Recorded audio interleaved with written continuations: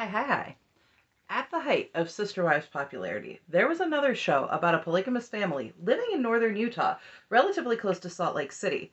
Brady Williams, also attending the Apostolic United Brethren, well, he did, has five wives that seem to be in a pretty stable place. Wives Rosemary, Noni, Polly, Robin, and Rhonda all share a large plot of land and an even larger family. Hi, I'm Cozy. If you're new here, I like to snark on reality television here on YouTube. I do want to remind you that these videos are for entertainment purposes only. These are not facts, they're just opinions about public figures sharing their lives publicly. So, cool. This is my co-host Graham. Graham is a sleepy boy today. Hi, Bubba. So if you hear him snoring, he may snore through all of this. I was trying to see if I could get... There he is. Hi, buddy. So, Graham's a sleepy boy today, but he's a snuggle bug. All right. I love this show. I will start there. It was much less dramatic than its cohorts. Sister Wives, obviously. Seeking Sister Wife. So, all around, it's just a nicer watch. Typically. Brady seems like the kind of dad and husband that really tries to be there for everyone. And we open up with Brady and Polly just waking up. He gives her a kiss and the exchange I love yous, and he lets her know, I'm going to go do my morning rounds. And his morning rounds consist of going to every single house to say hello, and he'll be back for breakfast. The first house he visits is Rhonda, and their little boy is crying, and Brady saves the day with a bottle. Then he checks on Robin, followed by Rosemary, and finally Noni. And Noni lets him know the dryer's gone out. I have no way to dry my clothes. And he's like, just call me. Let me know how it's going to be. Just get it handled. That's the kind of attitude I like. Just get it handled. We'll take care of it. We'll figure it out. So Brady introduces himself as having 5 wives and 24 children. He shares that they live in a rural polygamous community just outside of Salt Lake City. He explains that they have 2 houses on a property that's set up like most polygamous homes. Very autonomous, but still very connected. In the intro, we see the first house has 3 ground floor entrances, all lined up similar to like an apartment building structure. And the second home appears to have the same thing. First house consists of the first 3 wives, that being in order Polly, Robin, and Rosemary. They're actually designed as like this big giant 2-story box. And the way it describes it, he says, the ladies really got to pick and choose where the walls went, what room was going to be what, where's the bathroom, where's the bedrooms, how is all this going to work? The women were in charge of deciding all of that. He's like, we have 2 washers and 2 dryers that just run constantly. Yeah, laundry being a perpetual chore for 30 people? Duh. I can only imagine because I have 3 children and a husband and this guy, and I feel like I never stop doing laundry. So, Noni, the 4th wife, and Rhonda, the 5th, share the second house. Brady points out that every needed amenity is in every wife's home, and the children live with their mothers in separate spaces, yet live together as siblings. And this, I imagine, would be the ideal that the Browns were chasing and had in Las Vegas. Rosemary says that they try to teach the kids to be very respectful of every mother's space, meaning knocking on doors, don't just barge on in. Kids tend not to do that, and I get it, because you look at this and you say, this is my family, this is my mom, these are my siblings, I can just go in, hang out, do whatever. And Rhonda's like, there's always blankets everywhere, because we're just having sleepovers like every night. The kids just piling on the floor, and you have to be careful not to step on somebody when you're trying to walk through, because you never know what's a blanket and what's a kid. Polly shares that a silly question she got once was, do they all share the same bed? And honestly, I can't think of a polygamous family we've seen other than the Davis family that television's exposed us to that have chosen to do that. Because I can't imagine having 6 adults in one bed. I like my space. And we know that's actually what the Davis family is trying to do on Seeking Sister Wife. April's expressed that she wants at least 5 sister wives. Whoo boy. But the Williams gather for dinner all together, and Brady opens up with a prayer. Brady tells us he was raised mainstream LDS until he was 16, at which point he converted to fundamentalist Mormon. I'm not sure if they ever will mention it on the show, but they do come from the same church as the Browns. They do come from the AUB. In fact, Rosemary's father or stepfather, I have to double check, was the leader of the church for a time. I don't know exactly how that went down, but I know that there was a lot of not necessarily happy feelings about that. We'll come back to it. So Brady says he had 5 wives before the age of 30. I am 34, nearing 35. I will be 35 in May. That is the most you're getting out of me. I'll be 35 in May. I can't even imagine. I got married and I was, well, I'm going to tell you I was 27. Technically it was my 28th birthday, but I wasn't born until 3:10 in the afternoon, and I got married at 1 p.m. So you decide what I was. At any rate, so Brady is doing like a church service at home, and he's letting his kids know that he's just happy as long as they grow up to be good and wonderful people. He does say that they've made the choice to leave this church, and it was kind of a gradual process. And I know that a lot of this has to do with the allegations made against Rosemary's father of different kinds of abuse, but I don't know enough to feel comfortable discussing that at length. But Brady tells his kids that they're going to be super happy for them, whatever religion they choose to follow, as long as it teaches them to be the best them that they can be. That seems really fair. And he says the hardest part about leaving this group is being unwanted by their community. A community that obviously wanted them before. They don't want them to be in the same space as everyone else now that they've chosen to leave. And he says it's not an easy choice. And Robin agrees. She knows this isn't an easy lifestyle, but she doesn't want to lose the family that they have. So Brady says it's super difficult to find a family that thinks like they do, but it isn't complicated. They just love each other. And I'll be honest, watching this show, it does seem like the women have a much more genuine bond than just about any show we've seen with Sister Wives on it. Even Seeking Sister Wife, a lot of times the bond doesn't feel as genuine. Maybe the closest thing that I can think of that we have on that show would be April and Jennifer of the Davis family. They do seem to have a genuine connection and a genuine care for one another, and that's pretty close with what we get with the Williams wives. So now the show decides to take us in order of each wife and give us a little exposure to them and to their background, starting with Polly. Polly is the first wife, and they've been married for 21 years. They have 6 children together. They have 5 girls: Harley, Madeline, September, Mara, Camry, and their only son, Joshua. That is not the children in age order. Every other wife does it in age order, but Polly just kind of goes with 5 girls, 1 boy. And I notice in the intro that one of the girls, I think it's either Mara or Camry, I can't remember, is practicing crocheting, and I'm like, yes, girl, do it! But Polly explains that Brady's with her every 5th night, and he rotates between the wives. And I, once upon a time, would think, man, how lonely would that be? I remember watching Sister Wives, watching My 5 Wives, all of that, and being like, that would be so lonely. And then my husband worked on midnights for a time. You get used to it. I'll be honest, you do. And so sometimes I think that that would be about the only aspect of having Sister Wives I would be able to handle, that he's not strictly in our bed. But what the implications of that, I would not be okay with. No, that's not me as a person. Sorry. She says it's hard to share Brady, and he isn't always right there the moment that you need him. And that's difficult. That is also true. Brady speaks so highly of Polly, and he says that he remembers she was so feminine, so motherly to her younger siblings.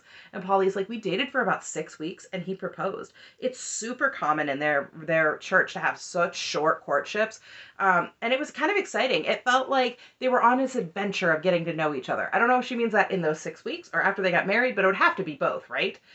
Brady's like, in some polygamous families, you have the first wife as the queen bee. She is in charge. She dominates all the others. But Brady's like, that's really not what we do here. I think that's kind of poison to a family. He thinks that their marriage is very co-equal amongst the 6 adults. And Polly says that she thinks being the first wife is kind of very special. She was there to welcome everyone else into the family as everybody was joining. Robin says she feels a super strong connection with Polly because they've been there from the beginning. And Noni says that Polly truly is just super sweet and loving. Brady and Polly take a walk as she is discussing something that goes on at work. She was so nervous to disclose to her employer about her plural lifestyle, but obviously it would need to be done before the show aired. So she finally told her, and even though she was terrified of losing her job, everything went well. The first question was, are you guys all friends? And Polly was like, yeah, we really enjoyed being together. And Brady asked, are you relieved? And she's like, yes.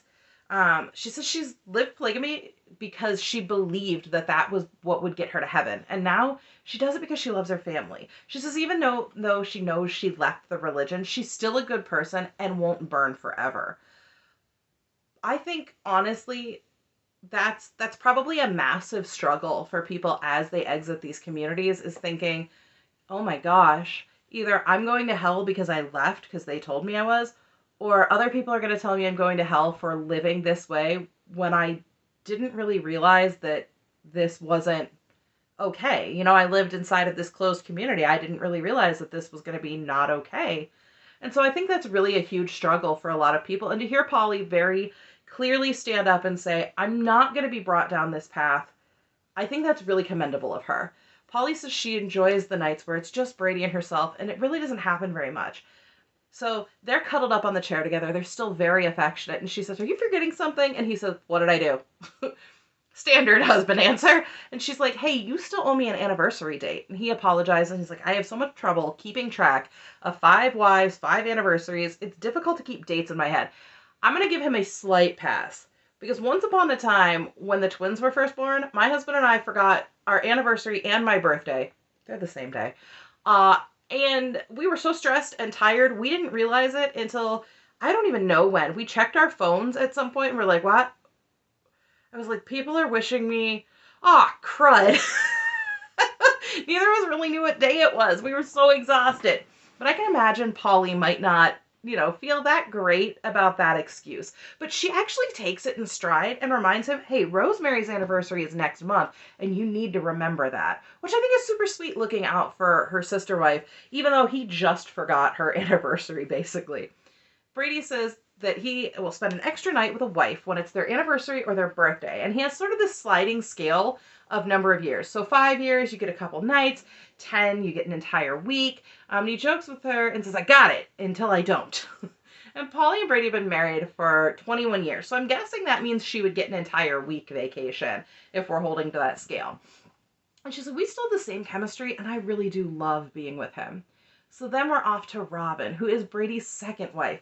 Spelled the same as our other TLC Robin, very different vibes and personality. And looks. This Robin is very blonde. But it's been nearly 21 years of marriage for Robin and Brady. In fact, Robin married Brady 8 months after he married Polly, and while she was pregnant with their first child.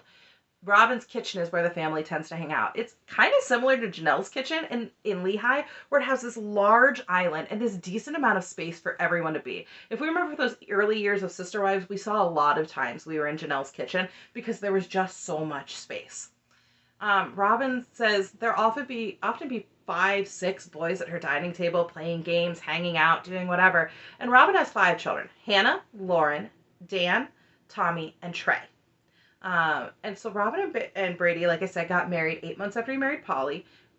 So it's obviously really not uncommon for them to get married quickly or to get married while a sister wife's pregnant. Polly laughs and says, once Robin came along, we were just going to be this happy couple. Just the 3 of them. The math ain't mathin', Polly, but that's okay. I understand what you're trying to say. So Brady admits that when Robin came in, he was just naive enough to think that she would just slot right into what he and Polly already had going on. And looking back, that was dumb. Everything had to change, and she needed to be incorporated with her ideas and idiosyncrasies into this relationship. But Brady describes Robin as very sensitive and intuitive. Robin's a painter. She refers to her kitchen island as her art studio, and her paintings are actually really good. I was very impressed with them, and it appears she really tries to share her talents with other family members because we see some of the kids joining her to paint, and I really love that. I enjoy sharing my skills in projects with other people, so to see her enjoying sharing something that's so meaningful to her actually felt really nice. Robin says that she's always been a people pleaser, and one Christmas, because she wanted to be sensitive to everybody, she created and made a body pillow of Brady for each wife and included a thought bubble with their name in it to symbolize that even when he isn't there with them, he's dreaming of them. And I think that's really sweet. She goes upstairs and she shows us that she dries and keeps all the roses that Brady gets for her and then arranges them in a special vase in her room. She likes to arrange and keep them because they make her feel special and important. And she's obviously a very sentimental person. She says the hardest thing for her is there's so much of Brady that just isn't specifically for her. Even birthdays. The family's decided that Brady would spend each wife's birthday with her, but the hardest part of the problem is Brady and Robin share the same birthday. So there's a huge question about how do they handle that. And Brady says there's no perfect solution. I just want to figure out something that will make everyone happy and make the birthday enjoyable. And I can see in her eyes that this really bothers Robin quite a bit. Because as a people pleaser, she's going to want to be able to give up her time so that Brady can spend his birthday with everyone. But in her soul, she also knows that she deserves that same amount of time and that same love and energy that he gives to everyone else. But since we don't hear commentary from anybody else, it's hard to tell whether or not she's being overly sensitive or there really is an issue going on that's hurting her deep down. Rosemary is Brady's third wife. I really like Rosemary. I think she's got a great attitude. I think she's really a fun person. Everything that she talks about, she just seems really chill and really enjoyable, and I like her a lot. I don't know if she's my favorite, but I really like Rosemary.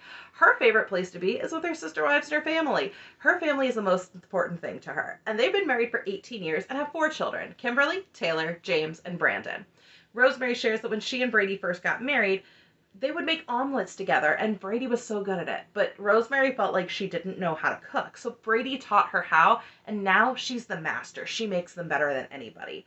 Her daughter says that Rosemary is the gourmet cook of all the moms. And there must be something about that third wife position that teaches you how to cook. I don't know. I feel like we've seen it before, maybe. She goes on to say the fun part, the daughter goes on to say the fun part of having 5 moms is like having 5 different restaurants, and you go to one each night. Rosemary shares that she met Brady through church, and she remembers everyone saying just how cute he was, and he was to her. She said she fell in love with him when she was 17.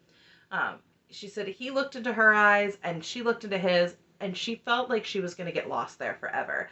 But she also says he didn't fall in love with her until much later. We've heard that before, too. Rosemary was 20, and Brady was 24 when they married. Polly had been married for about 3.5 years at that point, and Robin around 3. She said the people ask her, how do you deal with jealousy, and what's the sleeping arrangement like? And she's like, he's there when he's there, and he's not when he's not. Like, her attitude is really kind of, you know what? Life is what it is. She felt like she kind of slipped into the cogs of this machine when she got married, and that both of her sister wives, Polly and Robin, were so quiet. So she felt like she had to be like them. She felt like if she laughed too loud or got really excited and loud, she was being obnoxious. And for a little while, she felt like she was really lost to herself. And it took a while to figure out who she was. Rhonda steps up and says, this is like the honeymoon polygamy phase, where you want to be the good wife and not cause any problems, so you just sort of mimic how everyone else is acting. Rosemary says the hardest thing for her in polygamy is not having Brady there all the time. She has to rely more on herself for things with the house and with the kids. Brady says that Rosemary's been this calming presence in his life. He praises her for her musical talents, and he feels like anything she touches, she can do. And Rosemary's gone back to school to become a music education teacher, and she's always had this great passion for music. And then they show her playing the piano, and she obviously is quite talented. She seems to just glide over the keys in a way that I could never do. I play the flute, but I could not figure out piano for the life of me. Rosemary was the daughter of the third wife, and she still feels like she was really naive about what this would be, and she finds herself comparing herself to the other wives all the time. She says, my sister wives were Barbie and Sleeping Beauty, and I felt like I was just the chubby one. She said, I've never been able to be the weight that I've desired, but she did come close once. And she's been having other health issues, and it's made it really hard for her to lose this. And I understand, because I just found out that my condition is exacerbated by my weight, but also has the symptom of weight gain and difficulty losing weight.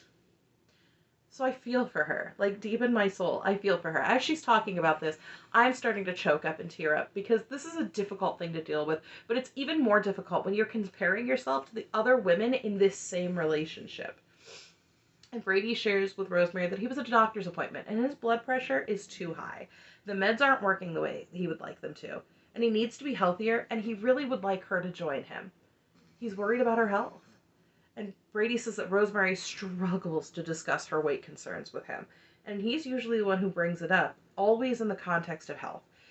He really struggles to talk with her, stumbling over, remember, I think that you're beautiful, and pointing out his perception of her beauty has never been linked to her weight. Rosemary says that even with Brady saying he's attracted to her, she thinks that can't even be possible. So she points out that every time he asks her to diet with him, he doesn't stick to it. And then she doesn't either. Part of that is convenience, and discouragement. But I think also part of it is Rosemary's not making this choice for herself. She points out that Brady asked her to diet with him, meaning that she's not making the active choice for herself to decide for herself that this is what she wants to do. The only choices that I've ever made that have stuck with me are ones that I absolutely was in charge of and said, I'm doing this for me. I don't care about anybody else. Rosemary's obviously upset when she says Brady will lose 30 pounds like that. He does it in 3 months, but for her, it takes 3 years to lose the same amount of weight. And she says she was the tiniest she ever was when they got married. And she did try working out with Polly for a time, but she felt like this giant hippo next to ballerina Barbie. And she's crying, sharing how hard it is to see her sister wives and knows she'll never be as beautiful as they are. And she feels like he'd rather be intimate with skinny women. And he tells her he loves her and chooses to be with her. But it isn't about attractiveness. And that is a terrible word choice from Brady because, of course, Rosemary latches right onto that and says, so you're not attracted to me? And he's like, whoa, whoa, whoa, whoa, whoa. No, I don't care if you're thin, thick, young, old. I will always be attracted to you. He says, it's been 18 years and I still can't stop chasing you around the room.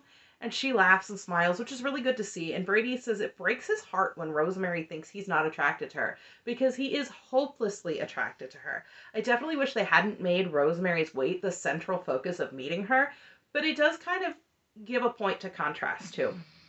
Rosemary is the only brunette of Brady's wives. Rosemary, I would say, is probably the heavier of Brady's wives, but in all honesty, she's beautiful. She has this beautiful thick hair. She's got this personality that's really vivacious and lights up the room. Her eyes sparkle when she talks. I really don't think she has anything to be worried about, and I wish they hadn't made that such a central focus of meeting her, as opposed to making the fact that she has these brilliant talents and this brilliant personality that just light up a room. Honestly, Rosemary is so much fun when she comes in and talks about things.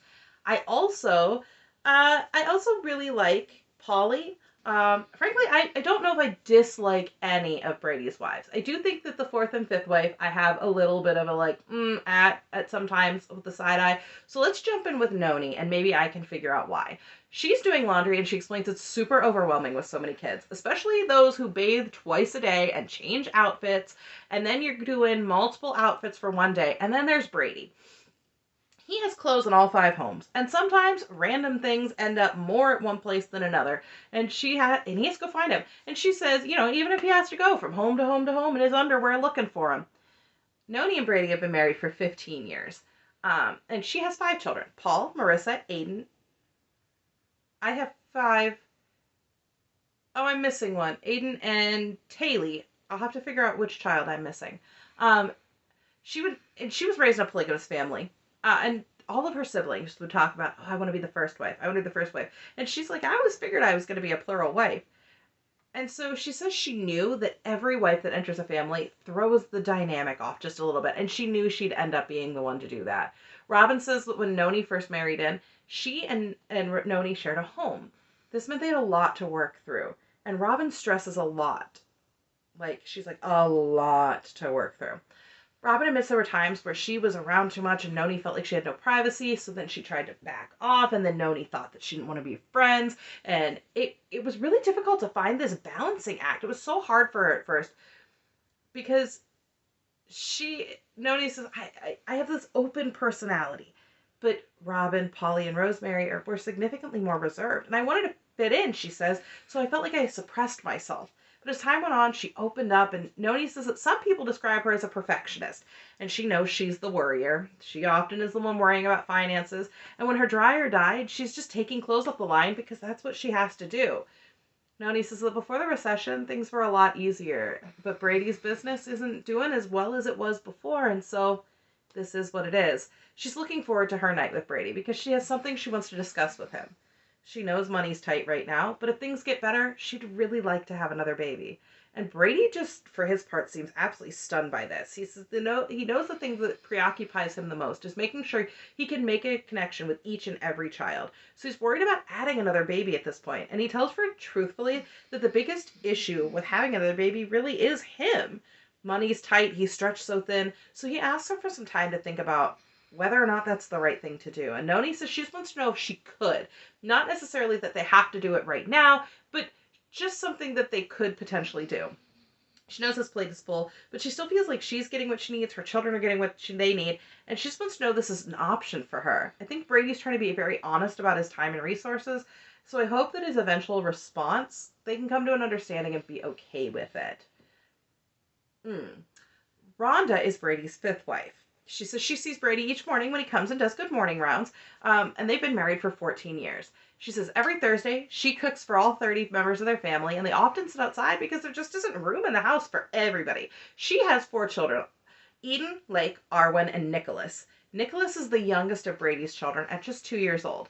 So Rhonda says she met Brady a long time ago when they were just teenagers, and they dated briefly before he married every other one of his wives, and obviously that didn't work out then. She says she tries to say this in a very bubbly way, but it kind of comes off a touch passive aggressive when she says, then he came back and married me. And I can't tell if there's like some resentment because I'm expecting it or there actually is some. I don't know, but it just feels awkward because this is not the only time she's going to bring this up. She brings this up all the time, that they dated before he even married Polly, then he married the 4 women, but he came back to her. And it just feels, I don't know. Anyway, Brady says that nobody loves Rhonda and doesn't love her. The kids flock to her for their boo-boos because she's just so nurturing. Rhonda's been a medical assistant for 23 years in a family practice, and she loves it. She says she just falls in love with her patients. And she sees brand new babies and their moms, and she just wants to share her love with them.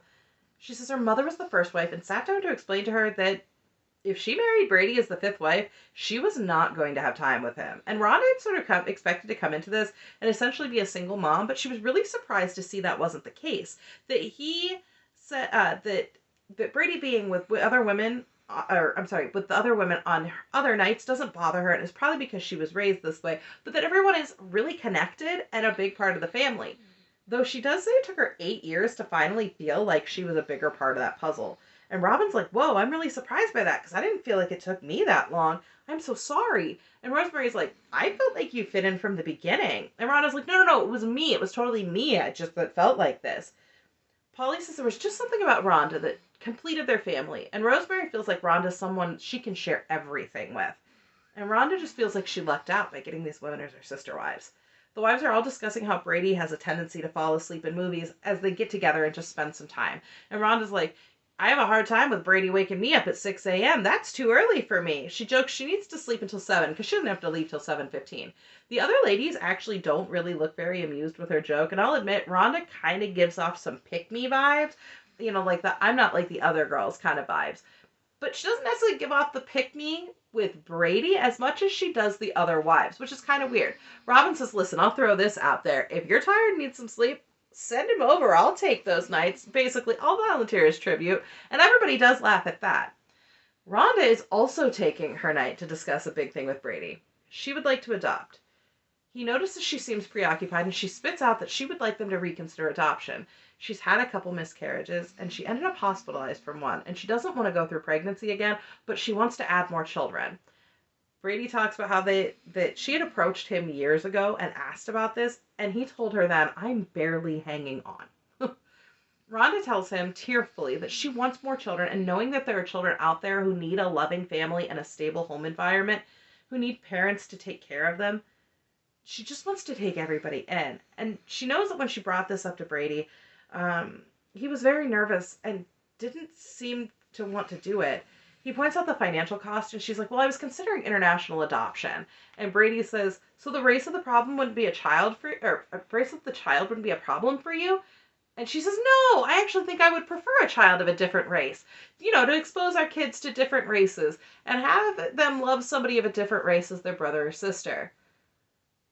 The sentiment of not caring is great, but I'm not really in love with her being like, I really want a baby of a different race. It just doesn't feel quite right. I mean, I've been upfront on this channel before that obviously my children are biracial, but I don't know that I ever would have been like, that would be my preference. That's what I want more than anything in the world. I think I just wanted healthy children. So I don't know. It's just weird. I'm also sort of not in love with the fact that Brady says he's willing to formally investigate the option of adoption. He didn't give Noni a real answer, and she just really wants a baby. And now he's saying, yes, this is fantastic. Let's do this with Rhonda. And I wonder if he thinks she's just going to discover that it's not possible and then drop it. He does tell her that this decision is going to impact the entire family, and they should probably bring it up in the family forum meeting. So maybe that's the other thing. He's anticipating the sister wives will shoot it down. And she says this is going to be a long process, and they should start now. And she is terrified that they're going to shut it all down. Polly explains to us how their dinners work in a family of 30. Each night, a wife makes dinner so that everyone can all eat together, and they pick the night that's best for them. And while it's a lot of work, she feels like they've become a pro at it. So that's 5 out of 7 nights. I don't know what happens the other 2. Tonight is special because it is Brady and Robin's birthday, and Robin knows that it is hard for everyone that Brady and Robin share a birthday. She says she can feel that the others are so frustrated with her, but she hates confrontation. And if it were up to her, she'd just never ever celebrate her birthday again. She just wants them to ignore it. Rosemary does say that a couple sister wives have found it unfair that Brady spends every birthday with Robin, but if Brady doesn't care about what day they do his birthday, they should just celebrate it a different day. I mean, honestly, neither Robin nor Brady got to control the day that they were born. So if Brady isn't a stickler for celebrating it another day, then it should be fine to have something on a different day and let him make the choice that he wants to celebrate Robin over himself. And Robin just wants to fade into the background so she doesn't hurt her sister wives. So he reminds everyone he's going to be with Robin for her extra night for her birthday, and everyone's schedule is being bumped. Noni does admit that it's super hurtful to share Brady's birthday. And Brady announces it is time to give Aunt Robin kisses. So to these kids, the other moms are aunts, which I think is common in some circles. Their tradition is for Brady to give the same number of kisses as their age. And so Rosemary says jealousy is like a wild animal, and if you don't cage it, it'll rip you up. Polly notes that physical affection for another wife can be super awkward, not just for the wife watching, but for the wife receiving the attention. And Noni says you can get a little twinge of jealousy, but that's part of being a human being. Robin says there's always going to be jealousy, and it isn't something you're ever going to get completely away from. And while Polly doesn't ever want to take Brady from Robin on her birthday, it was hard for her because she felt like she could never have Brady on his birthday again. Brady says, this is a downside to polygamy. I have to manage everybody's feelings when considering more than one wife is going to want to be with me on that day. Robin breaks down in tears, and she shares that it's really hard for her every year. She's very wistful when she says it should be super romantic, husband and wife share a birthday. But for me, the situation's just so complicated. She feels like every year she's dreading it because she knows that it's going to be a problem and she doesn't want to cause a problem.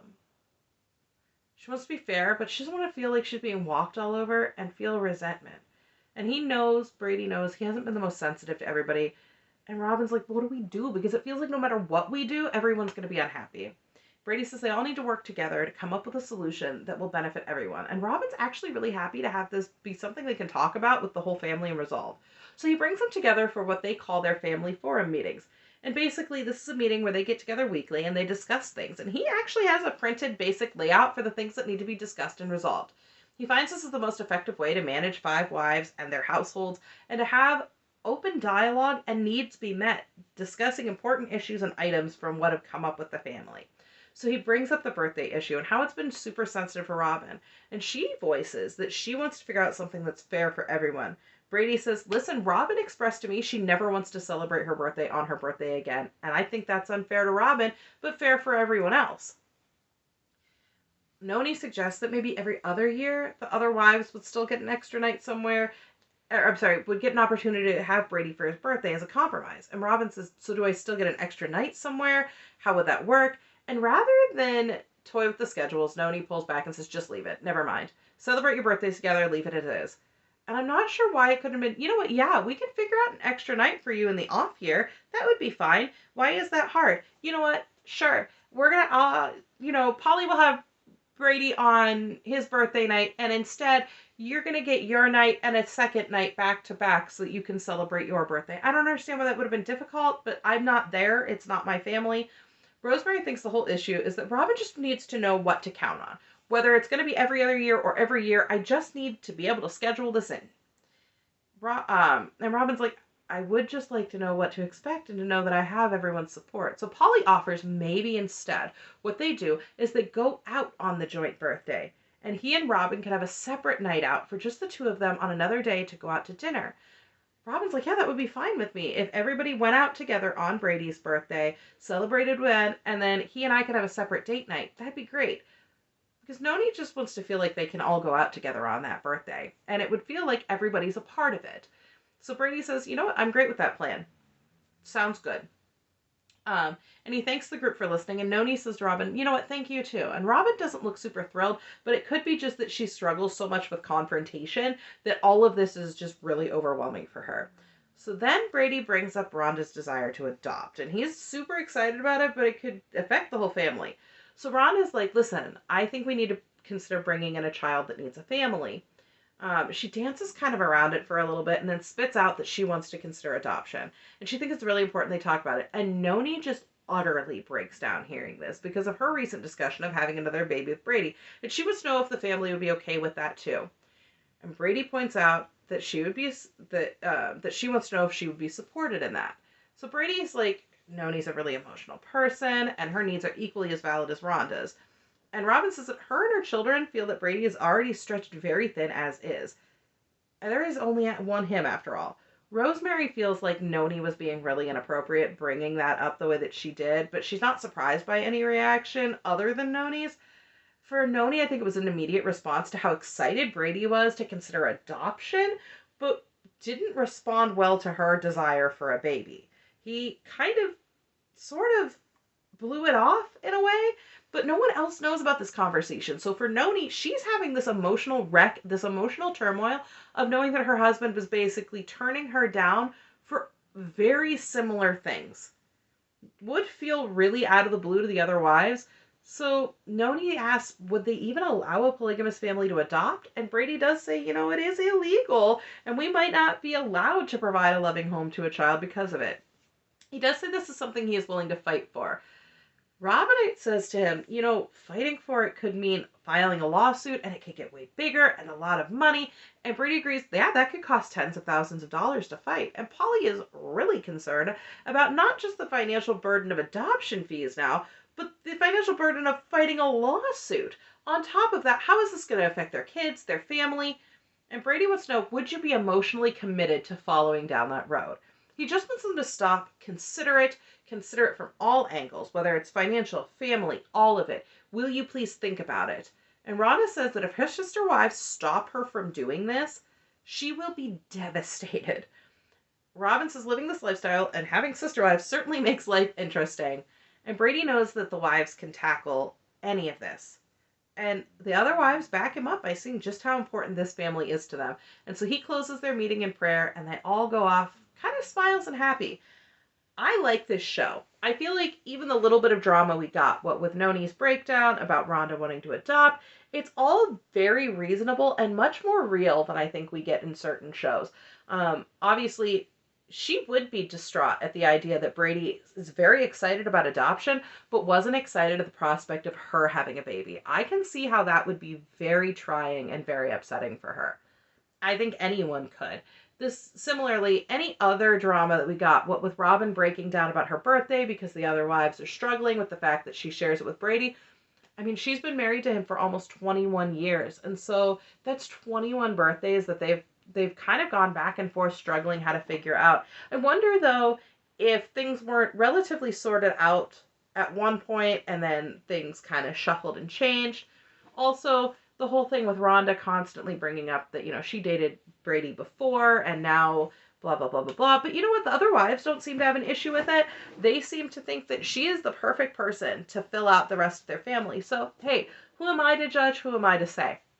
This show is significantly older. Like I said, it came out at really kind of the height of popularity with Sister Wives. I mean, well, maybe not. Kind of when things, I guess when things started to die off just a little bit.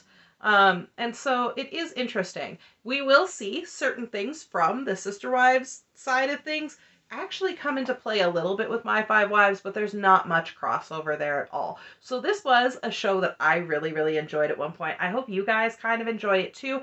I know views are down on the Seeking Sister Wife video. That is what it is. I know that's not everybody's cup of tea. I am going to continue at least reviewing the rest of the season because some people are really enjoying talking about it. So that being said, I also wanted to bring this up to you guys here at the end of the video. I am thinking that once we get into April, I would like to bring back reviewing the older Sister Wives episodes. Number one, it is sort of emotionally draining to do because we all know eventually what's coming down the pipeline. But number two, I know we all really enjoy talking about it. So I wanted to see where you guys are at. Do we think we're ready to bring back those reviews, or should I hold back for a little bit longer and just let everyone have breathing room? I don't want to step on anybody's toes. I know other creators are bringing back their Sister Wives content, and I want to be as respectful as possible. So I wanted to ask you guys' opinion before I do that. So if you want to leave a comment about that down below, we can discuss it. I'm really happy. I'm really open to discussing it, and I really haven't made a decision either way. I'm kind of on the fence. So that being said, I am super excited to bring this show to you for a little bit. I hope you guys enjoy it. There's only 2 seasons of it, so there's not a ton here. We'll be done with it pretty quickly. Well, then, of course, we'll see how many episodes are Seeking Sister Wife. I'm not 100% sure. We'll do that, and then we'll make a decision on whether or not we're bringing Sister Wives content back, or if we're going to just try and find something else that we all really enjoy to watch. So that being said, leave your comments for me down below. Subscribe if you want to. Like the video if you'd like to. And I will see you guys real soon. Bye!